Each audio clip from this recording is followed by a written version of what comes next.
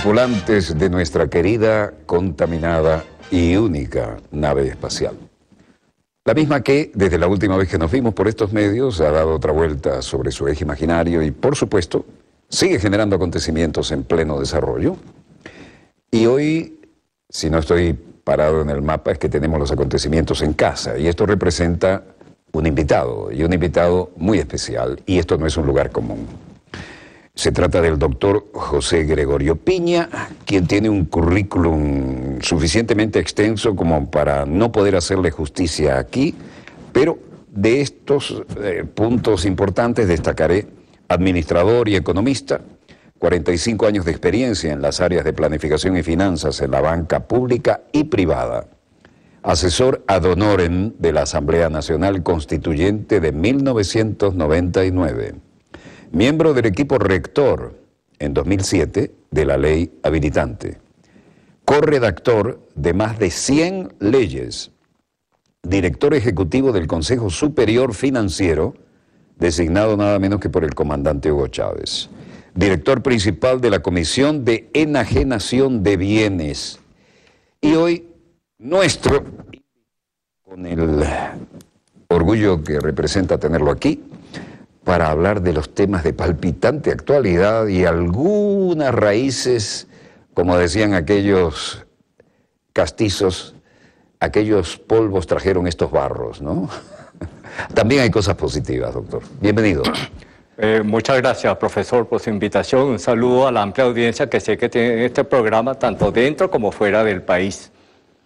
Entonces, sigue en relación con el tema que más nos está agobiando hoy acá en nuestro país, yo diría que en buena parte del mundo, y es lo que quisiera entrar como introducción, es lo que hemos denominado guerra económica, que afortunadamente hoy en día ya está oficializada, porque hay que decirlo que desde que comenzamos a hablar de estos temas, que dicho sea de paso, el término ni siquiera ha sido acuñado acá en el país, ni es obra de ningún personero del gobierno. Fue acuñado por los propios Estados Unidos en la época de Allende.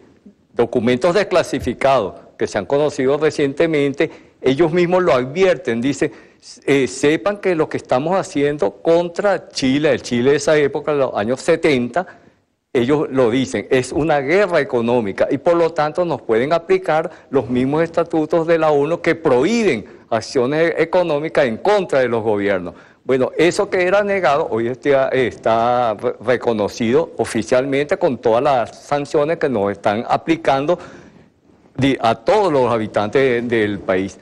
Pero con su venia quisiera entonces circunscribir todo este escenario venezolano dentro de un esquema mucho mayor, que es lo que se denomina, de acuerdo a los términos que acuñó el estudioso Thomas Kuhn, un paradigma, es decir, una metateoría que engloba a otras y que permite la explicación de lo que de otra manera serían visiones parciales.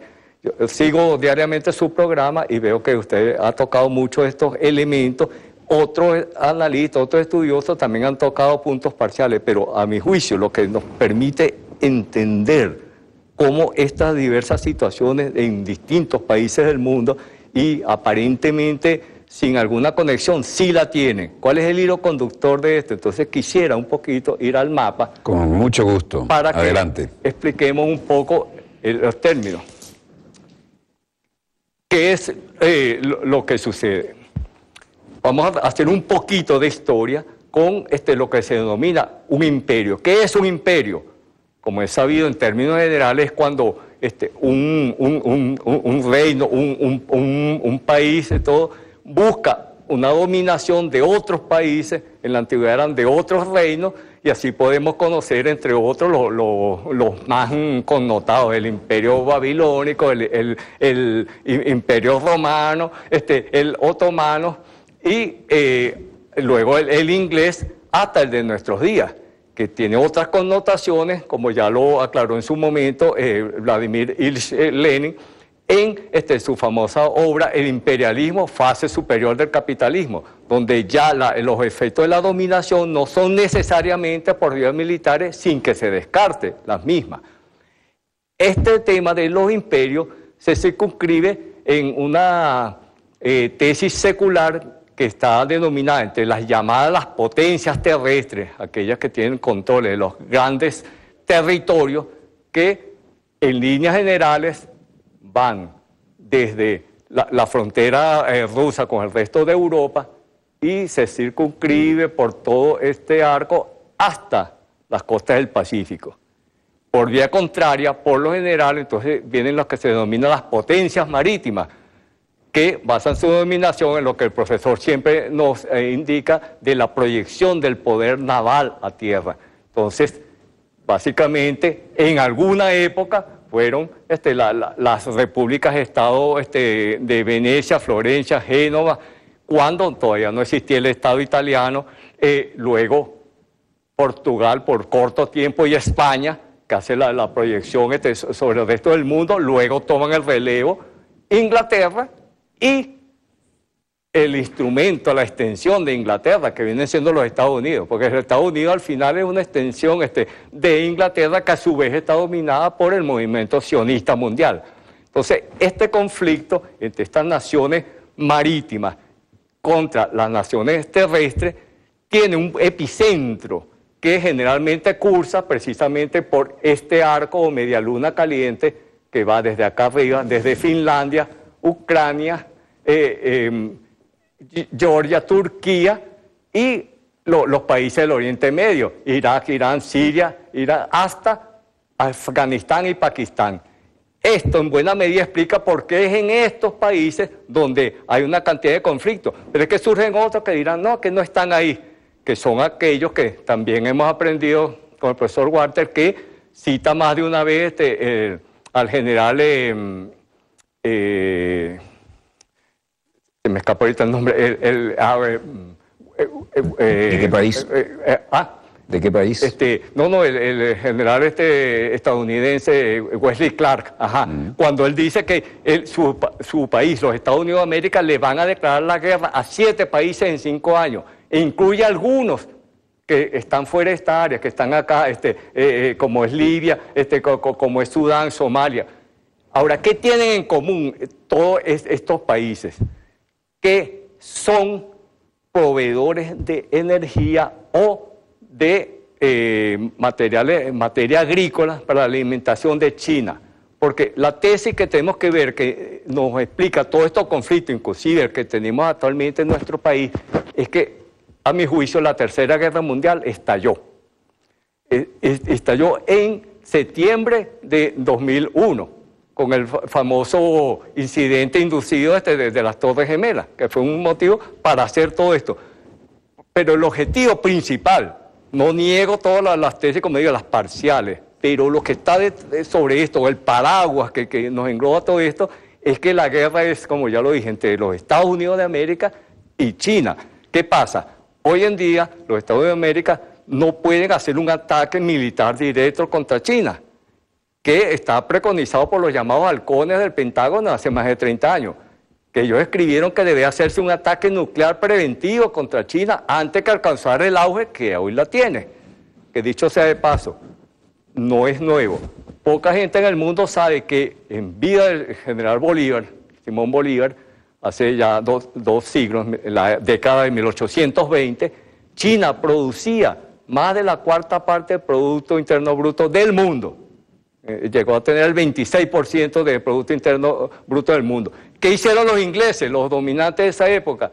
Le impusieron militarmente a China que tenía que comprarle la producción textil que ellos tenían en la India y los productos manufacturados que ellos estaban haciendo en Inglaterra sobre la base de la revolución industrial. Entonces ponen a China a financiar el desarrollo industrial de Inglaterra, pero fue manu militari.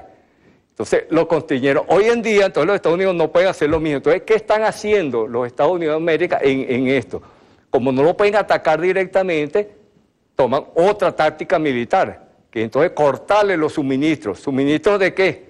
Del petróleo y de los alimentos, porque el talón débil de la economía china, dado su tamaño y el crecimiento, que es el país que ha crecido económicamente en mayor medida en los últimos 25 años, es precisamente la dependencia en alto grado de esa materia prima externa que no controla directamente. Entonces los Estados Unidos le están buscando, atacando a estos países. Entonces ahí sí se entiende lo que el primo general Wesley Clark no entendía. ¿Por qué esos países, como ya lo dije, los que suministran petróleo?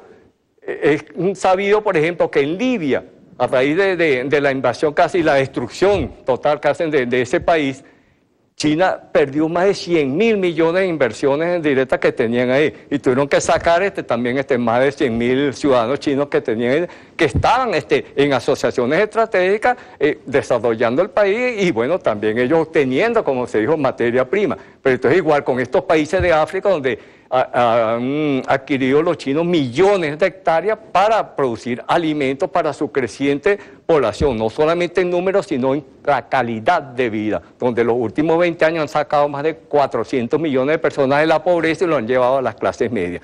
Entonces, es la vieja arma de cortarle los suministros. Lo que hacen los aliados en la época de la Segunda Guerra Mundial con Hitler, cuando le cortan primero a través de los británicos el acceso a la cuenca del Golfo Pérsico, entonces se estaba agotando el poco petróleo que había acá en los Cárpatos, en Rumania sobre todo. Entonces cuando Hitler decide invadir Rusia, ¿para qué?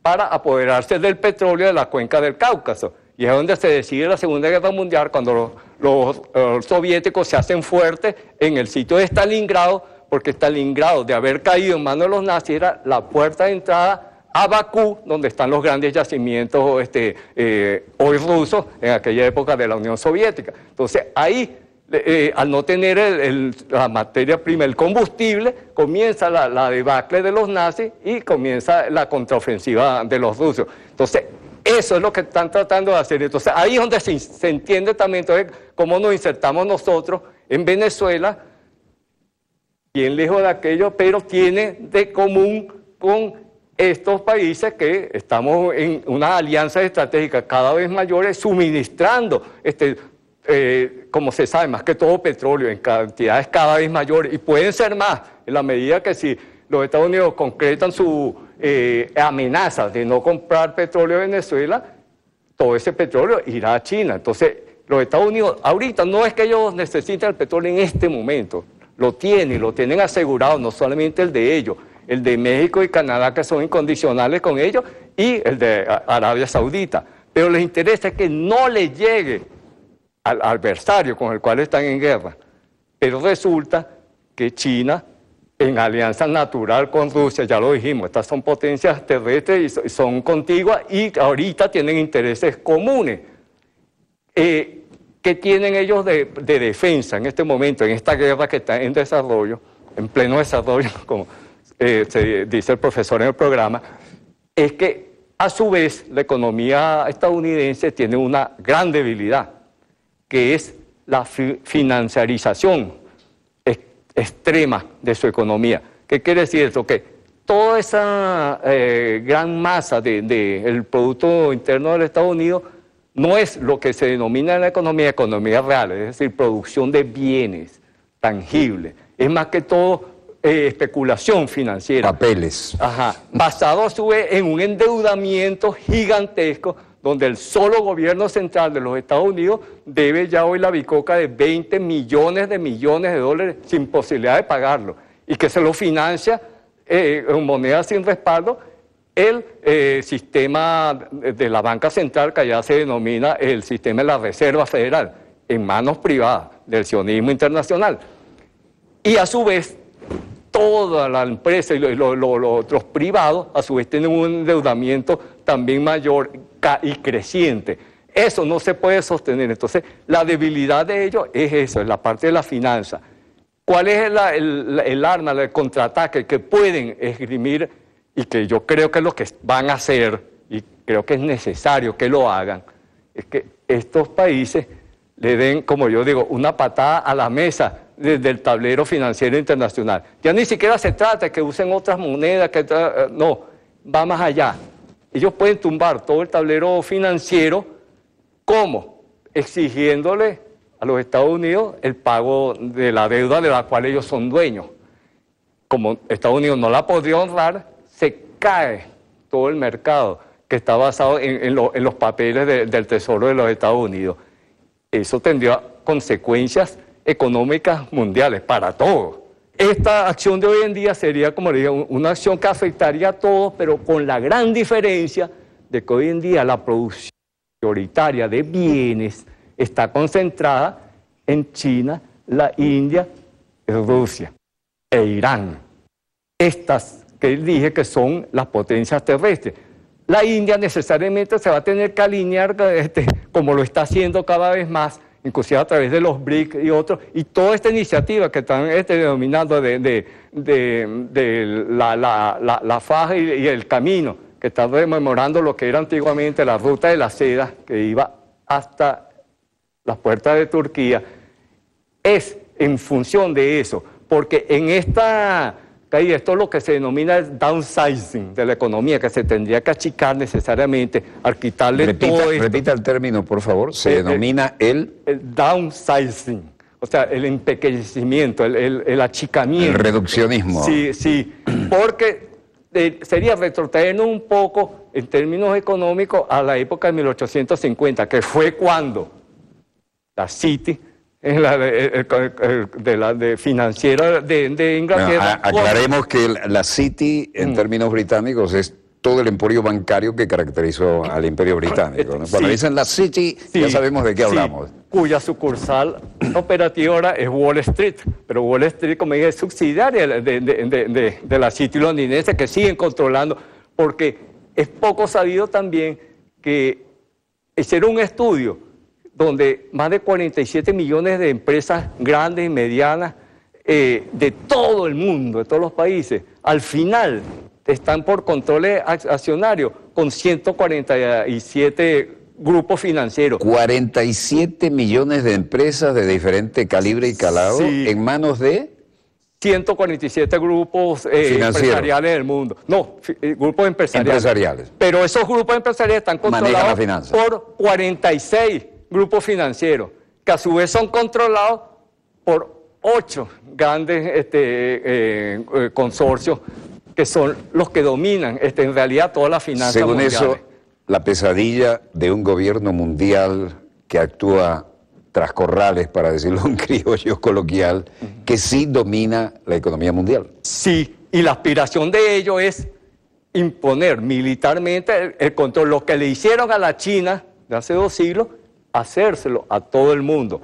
No han podido todavía, primero en la época de los 70, no pudieron porque la Unión Soviética se sacrificó a sí misma en ese esfuerzo, porque lo que puede contener un avance militar absoluto de este imperio, que es el actualmente dominante, es que tenga un contendor militar que haga balance, disuasivo, que le cree el balance. De no ser así, que sería indefinidamente, porque todos los imperios crecen en la medida en que obtengan más que lo que ellos inviertan en esa expansión, y se detienen cuando ya no es rentable seguir creciendo, que fue en el caso del Imperio Romano, en la época de Adriano, el emperador Adriano, él fue el que fijó los límites del imperio, cuando hace que todavía está un muro acá que separa la parte que conquistaron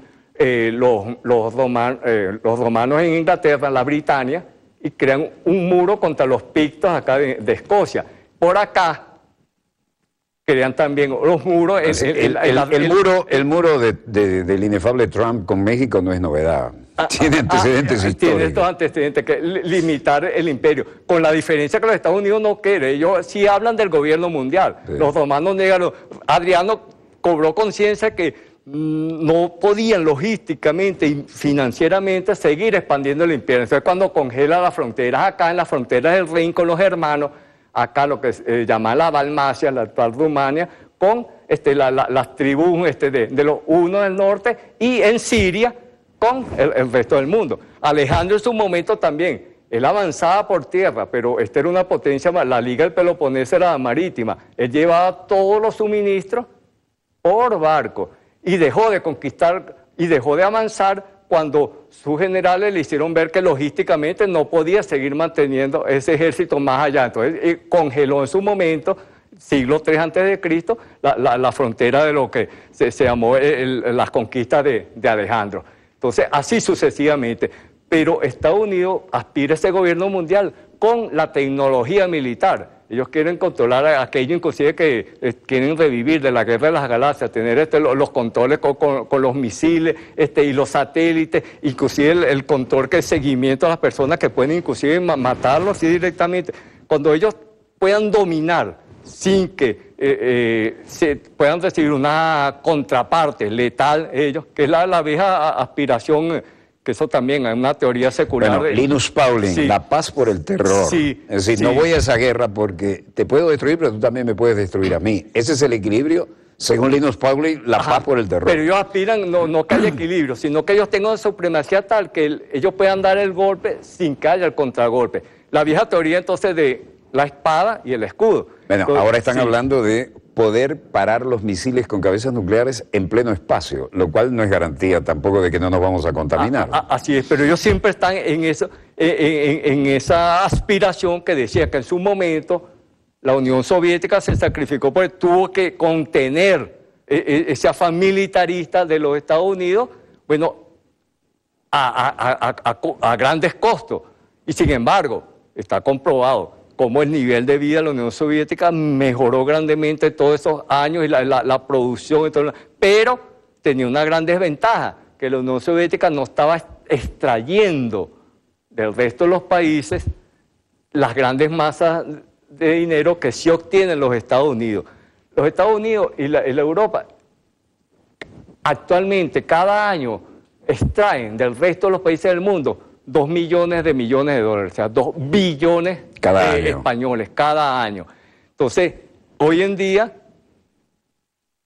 los chinos tienen el poder financiero que han ido acumulando a lo largo de estos 25 años, y Rusia ha desarrollado tecnologías militares que son inclusive mejores que los Estados Unidos. Inclusive este tema ya se habla de lo que tienen los misiles hipersónicos, tienen los sistemas de defensa satelitales, toda una serie de elementos que pueden, ellos dos en alianza, contrarrestar a los Estados Unidos. Pero los Estados Unidos siguen haciendo el gasto militar. Uno dice, bueno, si cada vez están más endeudados, ¿por qué se endeudan más? Entonces, en lugar de atender sus propias necesidades, ¿por qué? En lugar de eso, siguen atacando a todo el mundo, porque la aspiración es eso. Yo me estoy endeudando, pero no importa, cuando yo domino el mundo, entonces los controlo y obtengo la ganancia. ¿Cuál es entonces lo que deben hacer, como decía, estas potencias? Al tumbar todo lo que es la economía virtual de la finanza, que es la economía real que ellos controlan, se le acaba el combustible financiero a los Estados Unidos. Entonces no es que desaparecerían, pero no tendrían la preponderancia porque no podrían seguir financiando el gasto militar, que lo financia, como digo, con deuda y con la extracción de los otros países. Entonces bajarían de nivel, como dije, y posiblemente los pronósticos saben que en ese caso, al agudizarse las contradicciones internas en los Estados Unidos de América, que hoy en día están cada vez en mayor ebullición, pero que de una u otra manera no se exacerban porque, sea como sea, tienen un cierto nivel de vida que ha disminuido. Es el único país rico, de los miembros de la OCDE, el único país de Estados Unidos de América que en los últimos años ha disminuido en su esperanza de vida y en los índices de calidad de vida. De calidad de vida y de salud. Y podría empeorarse en la medida que tengan menos ingresos cuando ocurra esta caída de la economía financiera. Ningún adolescente ahora puede tener la expectativa en Estados Unidos que tenían los hijos de los que ganaron la Segunda Guerra. Así es. ¿Por qué? Porque en ese momento los Estados Unidos disfrutaron de unos 30 años de un predominio cuasi absoluto. ¿Por qué? Porque los únicos adversarios industriales que habían sido destruidos por ellos mismos, por sus aliados. La industria de la Unión Soviética, por supuesto, estaba caída, amén de los 27 millones de muertos que tuvieron. La mitad de los muertos de la Segunda Guerra Mundial los tiene Rusia, pero también la economía de Alemania, de Italia, de Inglaterra estaba destruida. Y el plan Marshall fue precisamente para revitalizar lo que habían destruido para que no se les volvieran demasiado comunistas. Por un lado, y por otro lado, asegurarse mercado. Un mercado para la conversión de la industria militar a la industria civil de posguerra. Sí, y no solo eso, sino que el tema del desarrollo capitalista es que en la medida que tienes más, eso lo dice Marx en sus clásicos, es que la tasa media de ganancia tiende a disminuir. ¿Por qué? No es lo mismo que tú te ganes un X%, pongámosle un 20% sobre una masa de 100. Cuando tú tengas 500 te es más difícil ganarse este mismo 20%, porque ya no haya qué negocios hacer para obtener esa tasa de ganancia. De ahí viene que en los Estados Unidos de América han hecho negocio de todo. Poca gente sabe en el mundo que todo el sistema penal de los Estados Unidos es privado. Privatizado entre comillas, pues es del Estado. El Estado lo financia a costo más alto, pero se lo da a los privados para crear negocios, hasta el extremo tal que firman contratos con los privados donde le tienen que asegurar la tasa de ocupación, como en los hoteles, que es un 80%. Entonces, y ahí entran los sheriffs. Vamos a ver cuántos me traes para justificar las celdas vacías que tengo. Claro, tienen que llevarse a la gente con o sin motivo y crear nuevos delitos de la nada. Y luego... A ver uno que tenga pinta de mexicano ahí. Sí, o de afroamericano, etc. O afro. Sí, o lo que llaman ellos mismos, autodenominan el white trash. O sea, la basura blanca, todo eso para la cárcel y todo porque es negocio. Y encima de eso, después los ponen a trabajar como mano de obra esclava para empresas privadas también. Y algo que ha sido poco dicho, en estos días ya en varias ciudades, la principal, San Francisco, acá, en la costa oeste de los Estados Unidos, están privatizando las calles. Se las dan a una empresa privada, entonces le tienes que pagar a esa empresa para transitar, inclusive la calle donde vivas. Ahí me está estudiando. Sí. Explíquenos esto, porque me parece que se pasaron de rosca. No, pero es eso. Hay una película, y no recuerdo el nombre, donde una distopia esta futurista, donde ya cobran hasta por respirar. Hasta el momento no lo han hecho, pues no hayan cómo controlar. Pero ya tenemos la experiencia que la aplicaron en Bolivia, de privatizar el agua. Se la dan a una empresa, entonces la gente decía, bueno, recoge el agua de lluvia. No, tenías que pagar también por el agua de lluvia que recogieran. Entonces es buscar los negocios y es lo que hace que hoy en día casi todo el delito organizado está financiado y controlado por los grandes grupos financieros. Pues tengo que mantener la tasa de ganancia. Y aquella locura de ciencia ficción de los bares de oxígeno. Ahora es casi una realidad, ¿no? Lugares donde uno va y se da un viaje de oxígeno. Inclusive, lo del calentamiento global, ¿por qué no le interesa a los Estados Unidos? Porque ellos hasta tienen la previsión de que si se calienta más esta zona, se haría poco vivible, pero paradójicamente la zona del norte, donde hay hielo, entonces podría ser más habitable y pasaría a tener un clima tropical o semitropical. Se los come Canadá. Sí, se come porque Canadá es un apéndice de los Estados Unidos. Algunos dicen, oye, ¿por qué no la colonizamos una vez? Pero ya hoy en día ni le hace falta. Canadá no puede vivirse. De hecho, sabemos, la zona poblada de Canadá es precisamente la frontera. Sí. Acá, Toronto, Montreal, Ottawa, como dicen ellos, Ottawa.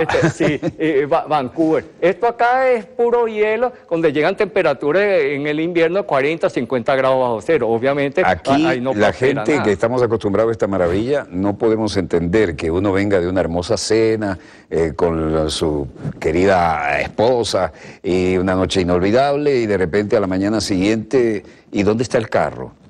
Y bueno, debajo de esa montaña de nieve que hay ahí, hay que sacar con la pala el carro. Perder un caucho en una carretera aislada, eso es disparate. Entonces ellos tienen la previsión de que más bien dentro de eso ellos saldrían ganando hasta en eso, a costa del resto del mundo. Por eso repito que no les importa mucho. Pero en este entorno, ellos querer esa dominación, como decía, esto lo que pueden pararlo es por esa manera. que no sea un enfrentamiento directo, donde ahí sí caemos en la destrucción mutuamente asegurada, la que llama el único disuasivo sí. hasta ahora, la destrucción mutua asegurada. Pero como se está peleando por otras vías, entonces la manera de contraatacar que tienen las potencias terrestres es eso, tumbar el sistema financiero, entonces lo que quede de producción de bienes quedaría mayormente acá. Entonces, ¿cuál es la salida que tendría Venezuela dentro de este entorno? Porque hay que tener algo en cuenta. Como dije, todos estos países son fronterizos, el control. Ellos podrían trabajar aislados del resto del mundo, de hoy en día, con el intercambio entre ellos mismos y las ventajas que cada uno tiene en alianza, en colaboración entre ellos, como lo están haciendo cada vez más, podrían prescindir del resto del mundo. Perfectamente, que no es el caso de esto, porque esto se acostumbra a otro nivel de vida y sobre la base de expoliación del resto de los países y sobre este tema de la explotación financiera. El PIB de los Estados Unidos hoy en día no pasa del 10-12% que sea de producción de bienes. El resto es pura especulación. Sí, el que yo llamo el PIB negativo, el militar o el prescindible.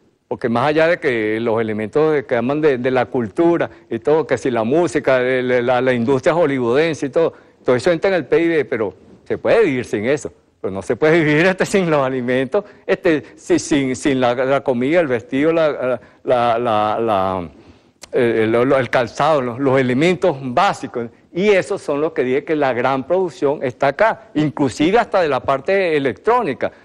Sabemos que está acá porque Japón al final tendría también que ser absorbido por esto, por lo mismo, por razón inclusive de la frontera de distancia. Fíjense que Signor Brzezinski cuando habla en su obra y pone este arco que siempre se ha denominado la media luna caliente, él agrega o pretende agregar otro frente similar que lo intentó Estados Unidos poniendo a Japón, a Filipinas, Indonesia enfrentados a China.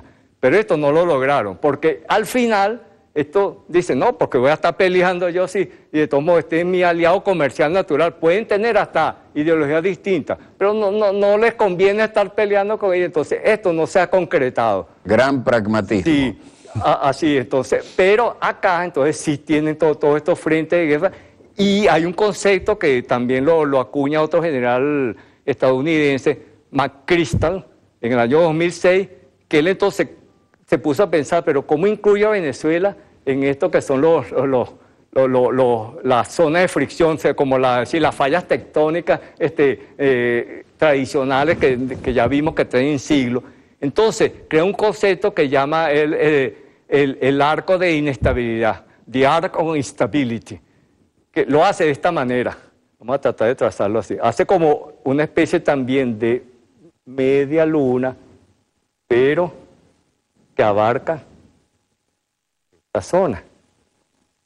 ¿Qué logra con esto? Incluir los países de la frontera con China y Rusia, que es donde está tratando los Estados Unidos de crear todos estos conflictos para afectar a estos países. Y precisamente lo llama el arco de inestabilidad, que es una inestabilidad generada para atacar los países estos africanos que ya dijimos, y nos incluye a nosotros, y por las razones que usted siempre ha explicado, profesor, incluye a Colombia, por lo que dijo Paul Coverdale, que para controlar a Venezuela hay que controlar militarmente a Colombia. Entonces hace este arco. Eso está en un manual que saca este general sobre la guerra marítima en la actualidad, año 2006. Entonces crea este concepto, arco de inestabilidad. Entonces resumiendo, cuando vemos la situación de Venezuela en el marco mundial, entonces vemos que más allá de la importancia propia y natural de Venezuela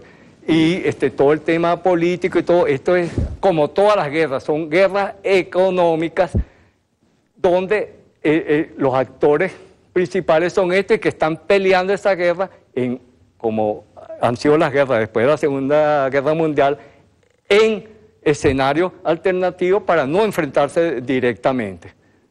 No se enfrentan. Ya vuelve Dossier.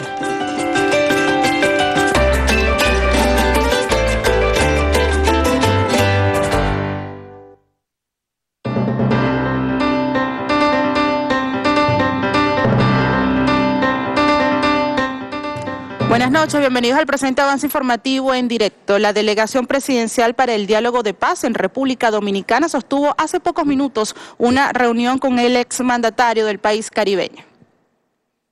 En representación de nuestro presidente Nicolás Maduro, está aquí visitando a un amigo de la paz en Venezuela, a un amigo del diálogo de paz en Venezuela, quien ha ofrecido denodados esfuerzos en los últimos 2 años para que pudiera cristalizarse el diálogo de paz, el respeto a la soberanía de la República Bolivariana de Venezuela, el hecho incontrovertible de que siempre hemos defendido que los asuntos entre los venezolanos deben resolverlos las venezolanas y los venezolanos alrededor y a través de un diálogo de paz.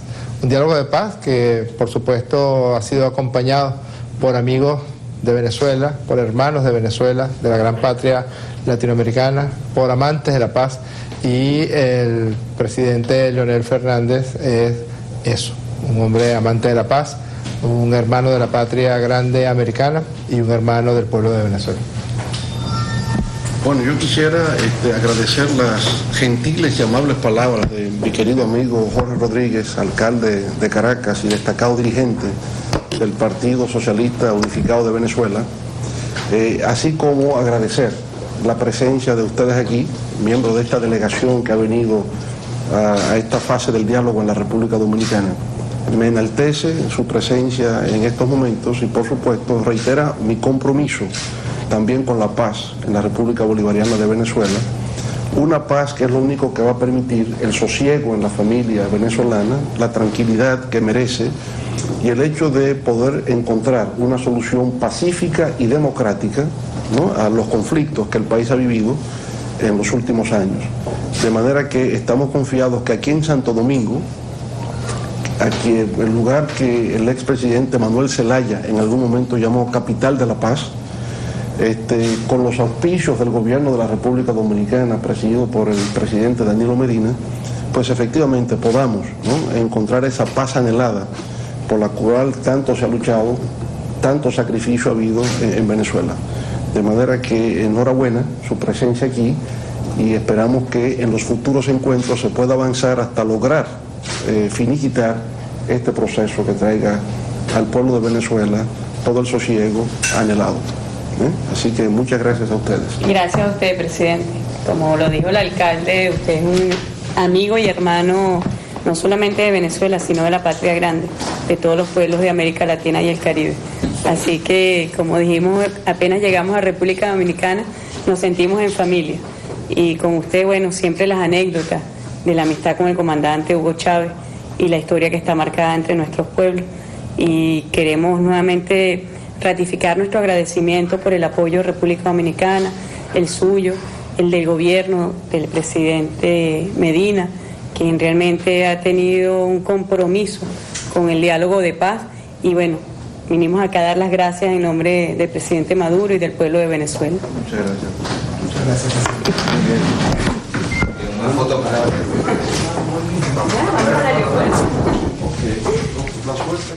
En entrevista para el canal de noticias Telesur, el expresidente de República Dominicana, Leonel Fernández, destacó los esfuerzos realizados para alcanzar la paz en nuestro país.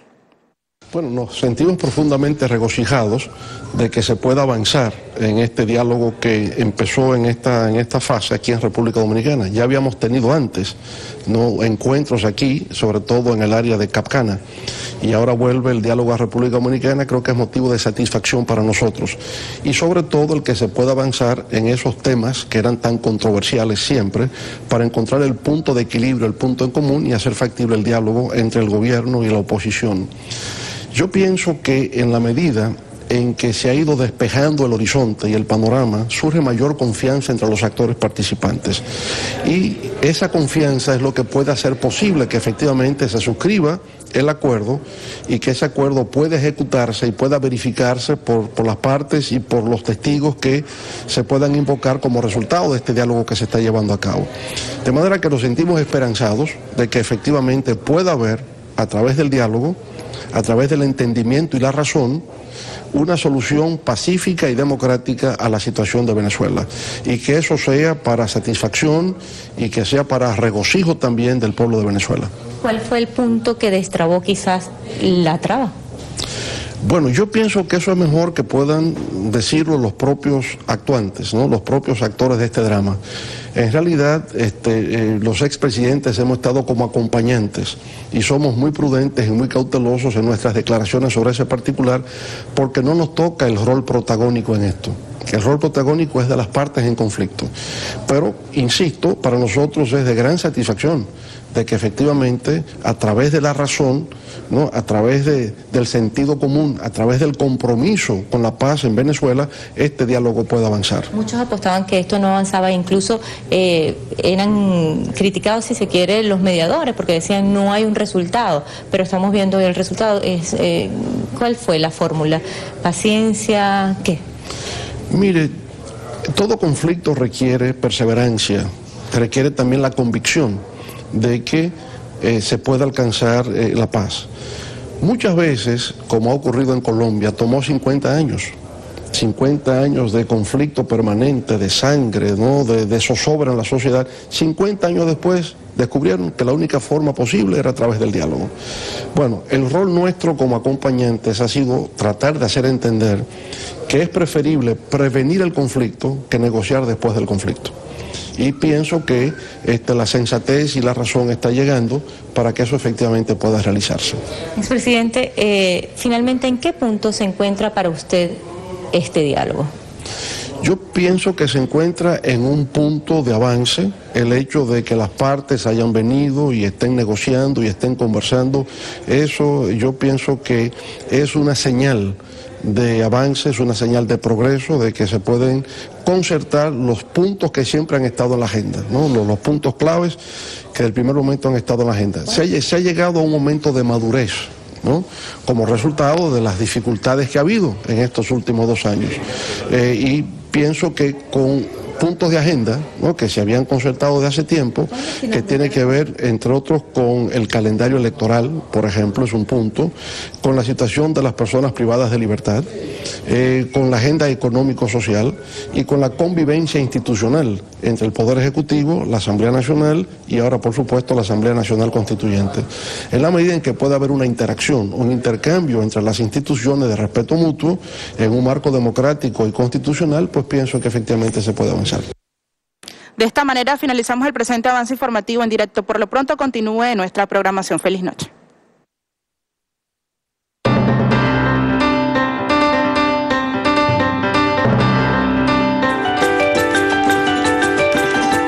Continúa Dossier.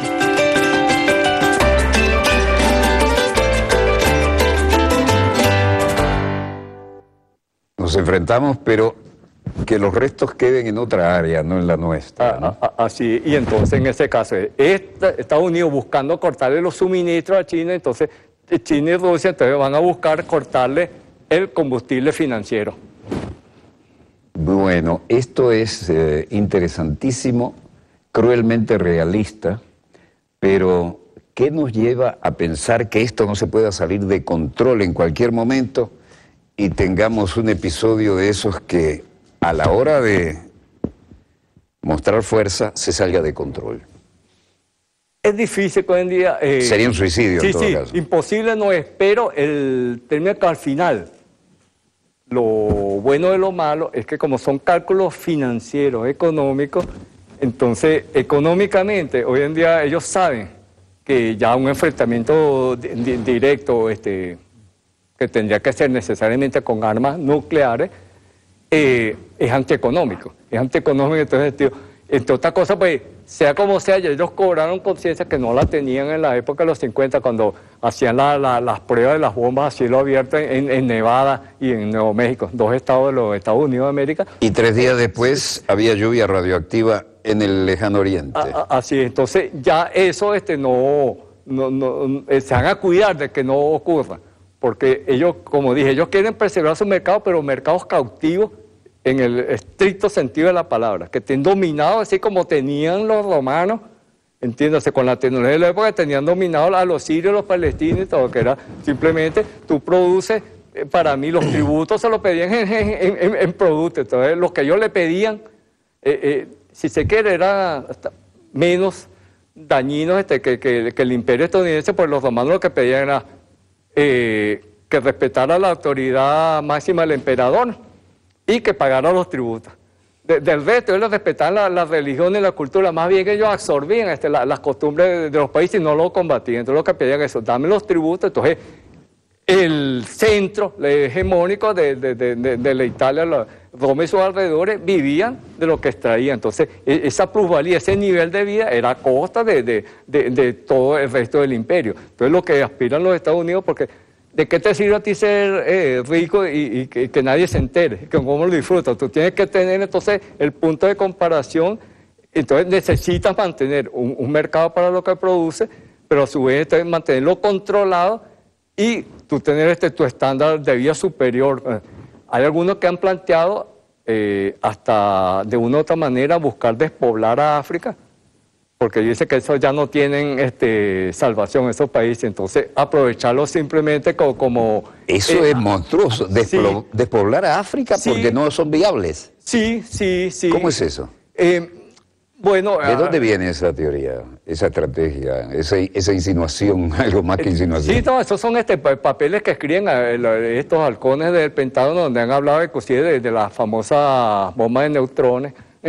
Da solo mata gente. No han llegado a eso, pero sí se dice que muchos de las epidemias que han creado son formas... Eso es algo más que una leyenda negra, ¿no? Y hay quien dice que el SIDA podría haber entrado en esto.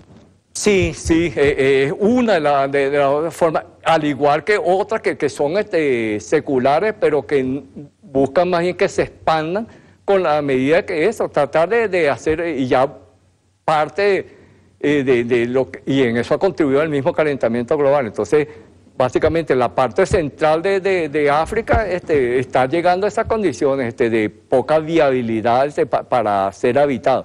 Y el norte, que estaba mejor, entonces, bueno, ya hemos visto con estos temas de Libia, que como ustedes siempre han dicho, tenía el mayor nivel de vida en toda África, y que era el muro de contención para los que ahorita se quejan de toda esa...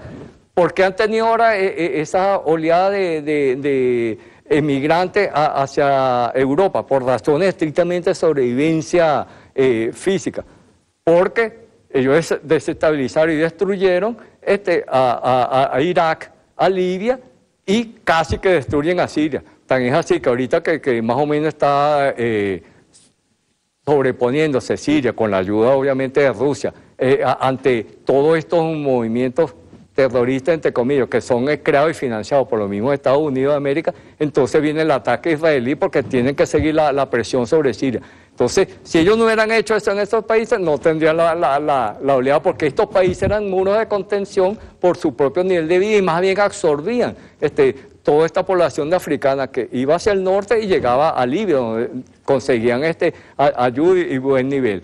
Pero ellos quieren la Libia de Gaddafi tenía un estándar de vida absolutamente envidiable. Y salud, educación, todo por cuenta de gobierno. Sí, al igual que el Irak de Saddam Hussein. Sí, más allá de que uno estuvieron de acuerdo con los regímenes, pero había nivel de igual que lo había en Siria, que todavía lo hay con todo el embate de la guerra abierta que han hecho. Pero eso, el tema es que plantean eso, despoblar mayormente a África para simplemente usarlo como expansión, lo que llamaban los nazis los hinterland, y fuente de materias primas. Entonces dejarían los mercados ellos de Asia y de América Latina y los estratos pobres de sus propios países para esa élite, ese 1% que concentra las riquezas mundiales. Es insólito esto. Yo suelo citar, así como conocí la Libia de Gaddafi, conocí el Irak de Saddam Hussein, ¿no? Y entonces tenía en Santa Paz chiitas al sur, los sunitas que eran los de él al centro, y los kurdos, que ahora han demostrado una vez más su capacidad de grandes guerreros cuando le pagan bien, con todo respeto, ¿no? Porque algunos se la están jugando por sus ideales, al norte. Pero los kurdos del norte con Saddam Hussein tenían su propia legislación, podían usar su propio idioma, su propio sistema educativo y sus propios medios de comunicación. Y todo aquello funcionaba estupendamente, como la Libia de Gaddafi. Sí, sí. ¿Qué diablos pasó ahí? ¿Cuál fue la mano maestra? Bueno, como decíamos... Usted ha citado frecuentemente el sionismo y la política exterior de Israel. Yo hice un curso en la escuela Fletcher de leyes de diplomacia sobre los lobbies. Y suelo citar esto porque cada día aquello que viví en ese curso me da de frente, como un huracán también ahora que están de moda. No quedó ningún lobby importante que no visitáramos. Pero los lobbies son fundamentales y son legales, y los lobistas se registran como tales, en la toma de decisiones en la política exterior de Estados Unidos, porque les siguen la forma en que votan, la forma en que hablan, los discursos que hacen a todos los legisladores, ¿no? Entonces, lobby petrolero, Texas, y lobby de la famosa ley de excedentes agrícolas con la que han chantajeado bastante a los países con hambre, íbamos a Iowa, lobby de los negocios del Pacífico, California, y luego, por supuesto, la visita al Congreso y a la Casa Blanca, en la alfombra roja y todo.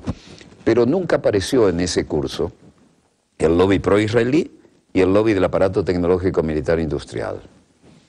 ¿Qué lectura le damos a eso? Bueno, que son los que verdaderamente están en la cúspide de esa pirámide, controlando el resto de los elementos. Todos los demás son subsidiarios de, como dije, de ese capital financiero que en realidad maneja los hilos y donde todo esto maneja, inclusive los gobiernos, que son títeres de estos mismos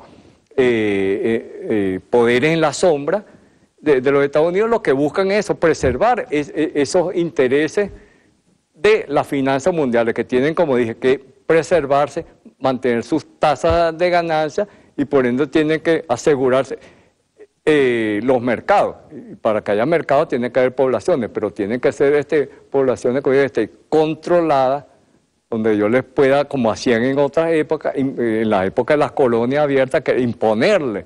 Mira, tú me compras estos precios y yo te... Y además me compras solo a mí. Sí, sí, y que era lo que hacían todos los imperios. Acá en el caso venezolano es bien conocido cuando el primer monopolio que hubo en este país, la compañía guipuzcoana, era impuesto por la corona, que se lo dio a unos privados, como siempre, para que ellos eran los únicos que vendían y que compraban y que comerciaban con... Eso es lo que aspiran ellos. Ya repito lo que dije que le hizo la Inglaterra a la China de hace 2 siglos. Eso es lo que ellos quieren imponer abiertamente a nivel mundial con todo el resto. Entonces mantendrían una cierta población para poder justificarse ellos de lo que iba a producir y entonces como ellos prevalecer sobre el resto. Porque de otra manera, repito, entonces tú puedes concentrar toda la riqueza, pero si los demás no te pueden comprar, entonces tu propia riqueza no se mantiene. Eso fue un poco lo que pasó en la crisis del 29, de la Gran Depresión de Estados Unidos. Del 29. La concentración de capitales es tanto que entonces están matando sus propios mercados. Entonces, ¿qué es lo que hace John Maynard Keynes? Recomendarle un poquito de algunas medidas de redistribución de la riqueza a Franklin Delano Roosevelt, que entonces para salvar el capitalismo. Entonces, hoy en día estamos otra vez en otro proceso de concentración cada vez mayor, que es lo que advierte el estudioso francés Thomas Piketty, el cual demuestra, no es opinión, demuestra con cifras de más de 100 países, en un estudio que en algunos casos abarcó hasta 3 siglos, en realidad estadística suficiente, donde demuestra este grado de concentración que una vez más lo predice Marx. Porque ese es el famoso juego de monopolio, que hace, si usted lo juega suficiente tiempo, una sola persona termina dueño de todo y lo demás debiéndole todo a él. La lógica de fondo aplica desde Marx hasta esto. Sí, entonces la economía mal llamada de mercado requiere eso, que haya un cierto mercado. Entonces yo no puedo acabar a toda la población, acabar todo el mercado. Si te mato de hambre no me vas a comprar. Exacto. Pero si dejo que crezca mucho y tenga tu propia florescencia, entonces igualito vas a competir conmigo. Entonces tienes que estar un equilibrio endeble ahí, que entonces donde estos plantean, bueno, para que ese equilibrio pasaría inclusive por, así lo llaman, eliminar excedentes humanos, porque eso no son mercados humanos. Sí, aquello que el presidente Chávez dijo que se lo lo digo porque es público que él lo mencionó, cuando el presidente Chávez dijo que el expresidente de España, Aznar, le dijo, pero Chávez, vente con nosotros, ustedes tienen posibilidades. Entonces, porque Chávez que le dice, bueno, pero yo estos otros países como de África, no, esos se jodieron. Así mismo se lo textual. dice. Eso están listos porque esa es la tesis. Esos no son viables, esos no tienen con qué, ni producen, ni me van a comprar, ni nada, entonces son prescindibles. No prescindo a los otros, porque repito, necesito algún tipo de mercado. Entonces, la manera de yo poder controlar eso y manejarlo es tener lo que usted mencionaba, la tesis del gobierno mundial. Entonces, ya abierto. Ya no sería embosado como hasta ahora, sino que serían directamente controlando bandos militares, y es lo que tenemos que tratar de evitar. Doctor José Gregorio Piña, ha sido un placer compartir con usted, y yo supongo que quienes nos ven de ese lado del receptor habrán sacado numerosa información y una lógica realmente contundente. Y bueno, es que esto, en un mundo interconectado, las cosas funcionan de una manera sorprendente, pero por lo menos podemos quebrar una lanza, porque también se nos ve en todas las latitudes con un programa como este. Así es. Un gustazo haberlo tenido acá, y cuando usted lo disponga será invitado nuevamente.